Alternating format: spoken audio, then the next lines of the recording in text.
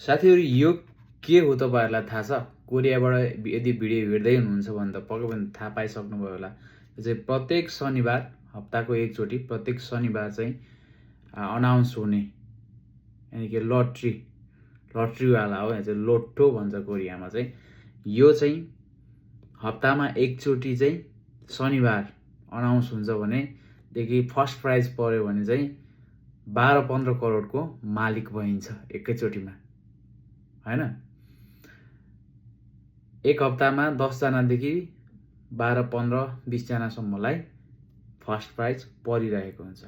के आज मेरो पालो हो त? मैले पनि गत हप्ता एउटा किनेको छु। यो चाहिँ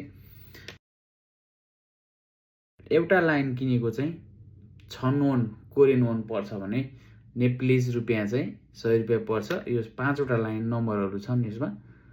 5 लाइनमा 6 वटा नम्बरको दरले, र यो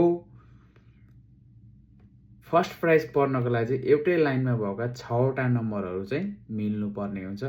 के आज मेरो मिल्दैछ त? के आज म करोडपति बन्दैछु? काम नगरिकन बसी खान पुग्ने पैसा आउँदैछ त मेरो? लेट्स चेक इट गाइज, है त। यो चाहिँ क्युआरबाट चेक गर्नुपर्ने हुन्छ र लोटो भनेर एउटा एप हुन्छ। त्यो एपमा गएर क्युआरमा चेक गरेपछि यसरी मिलेको नम्बरहरू यसरी देखाइदिन्छ। साथीहरू अहिले देखाइरहेको नम्बर चाहिँ मेरो गत हप्ताको नम्बर हो, हैन? 3 वटा मिलेको थियो। 3 वटा चाहिँ 5औं प्राइज हो, हैन? 5औं स्थानको प्राइज हो भने त्यसमा चाहिँ 5000 वोन फिर्ता पाउने हुन्छ, अथवा त्यसैले अर्को किन्न सकिन्छ। 3 वटा घटीको पनि 3टा मिल्यो भने चाहिँ 5औं प्राइज हो। त्यसले चाहिँ मैले अर्को किनेको थिएँ, हैन?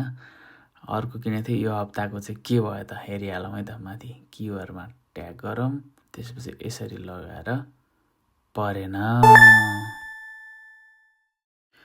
ल साथीहरू, यो हप्ता चाहिँ कोरियाको लोटोको लक्की नम्बर चाहिँ 5, 11, 25, 27, 36, 38 बोनसमा 2 परेको रहेछ। तर हैन, मलाई चाहिँ परेन। मैले काटेको पत्तीमा चाहिँ मात्र अन्तिममा हेर्नुहोस् त जम्मा 2 वटा नम्बर मात्र मिलेछ है। परेन गाइज, परेन।